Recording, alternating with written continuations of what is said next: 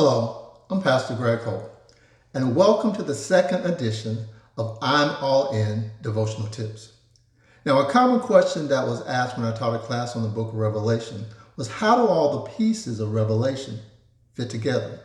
Stated another way for our context, how do the seven churches fit into the entire story of the book of Revelation? Now, this is an important question because the answer will help to anchor us as we study the importance of what is said to the seven churches, and it will also explain to us why Jesus said what he said and why he promised what he promised. So let's take a look at the big picture. Let's visually picture how this all fits together. So let's start with a blank canvas to look at the big picture of Revelation. The first thing we see is the church on earth. We see that in Revelation chapters 1 through 3. That's the age that we live in right now. That's where the letters to the seven churches are written. The church age, it was written to them, but in principle, it applies to you and I. At the end of the church age, something happens that's recorded in 1 Thessalonians chapter 4, verses 13 through 18. It's called the rapture. That's when the dead in Christ will rise first, and those who remain will be caught up in the air with Christ. At the end of the rapture, something's going to happen in parallel both in heaven and on earth. In heaven, we have the throne room of heaven and the marriage of the Lamb. There we're going to see and experience nothing but worship. We're going to be worshiping around the throne, worshiping Jesus Christ. Simultaneously, something takes place on earth. There will be tribulation on earth. We call it the Great Tribulation. We see that in Revelation chapters 6 through 18. At the end of the 7-year period of tribulation on earth, Jesus Christ returns to earth. It's called the second coming.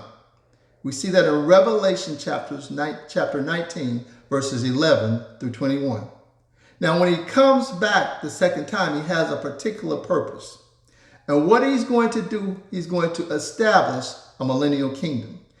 He's going to bound Satan for 1,000 years, set up his kingdom on earth for 1,000 years. At the end of that 1,000-year period, he's going to unbound Satan. And then Satan and all those who follow him will have the final rebellion. And then comes the final judgment. And that takes place in Revelation chapter 20, verses 7 through 15, around the great white throne of judgment.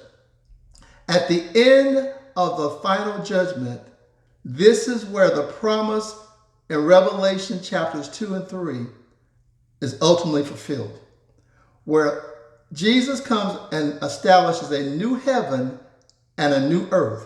That will be our ultimate residence. That's where we're all going to reside. All those who've accepted Jesus Christ will now live in the presence of God in this new heaven and the new earth. Now, here's what's great about that. And we see it in Revelation chapter 21, verses 1 and 4. And it says, "Now I saw a new heaven and a new earth. For the first heaven and the first earth had passed away. Also there was no more sea." And in verse 4 is the good news.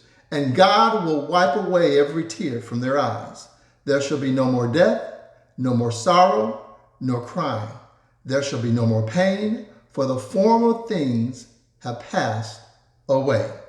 That is good news for you and I. That's the ultimate promise that you and I are going to experience as a result of Jesus Christ establishing the new heaven and the new earth.